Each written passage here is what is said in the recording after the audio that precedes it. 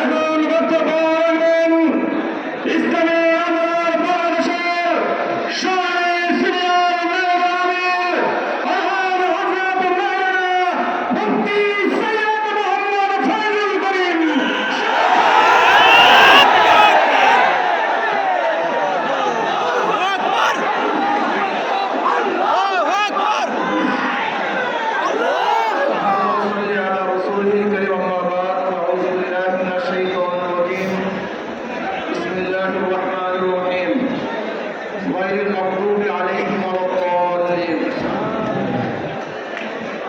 আজকে সম্মেলনের সম্মানিত সভাপতি আমাদের শ্রদ্ধাভাজন আমির সর্বস্তরের জনগণ ভাইয়ের আমার, আমরা এখানে কেন একত্রিত হয়েছি? ফিলিস্তিনকে স্বাধীন রাষ্ট্র হিসেবে দেখতে চাই।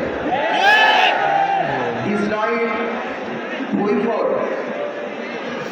ইসরায়েল সেখানে জোরপূর্বক এক রাষ্ট্র কায়েম করার জন্য চেষ্টা চালাচ্ছে।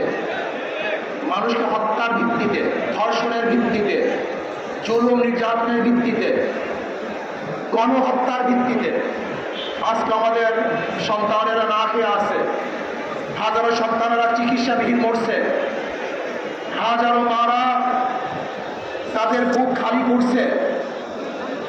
কিন্তু আমেরিকা সেই জালেমদের পক্ষে, খুনিদের পক্ষে, ধর্ষকদের পক্ষে, যারা নির্যাতন করছে তাদের পক্ষে, জালেমরা জালেমের পক্ষেই থাকবে। কিন্তু মাজলুমদের ঐক্য হতে হবে, সমস্ত মাজলুমদের ঐক্যবদ্ধ ভাবে জালেমদের বিরুদ্ধে লড়াই করি, তাহলে গোটা দুনিয়ার মধ্যে জালেম থাকতে পারবে। আমাদের মনে রাখতে হবে যে মুসলমান এমন এক জাতি, আলাম তারা আল্লাহ সাল্লাল্লাহু বাহরাহু ওয়া আনজালা বিল কুফারি বিহাদিস জালাইলি दस्तु दस्ते दरिया भी ने हिसोरे हमने, दस्तु दस्ते दरिया भी ने हिसोरे हमने जाति जरा बुक पेटे शहादत ग्रहण करी पीर मदीना করে ইনশাআল্লাহ।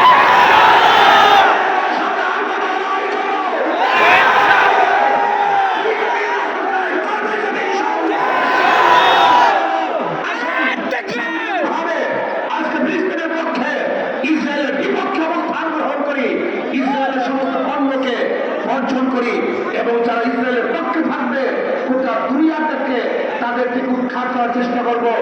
আমাকে এবং আমাদের সবাইকে ফিলিস্তিন রাষ্ট্র স্বাধীন রাষ্ট্র দেখার তৌফিক দান করুক, তাদের সাথে কাজ করার তৌফিক আল্লাহ দান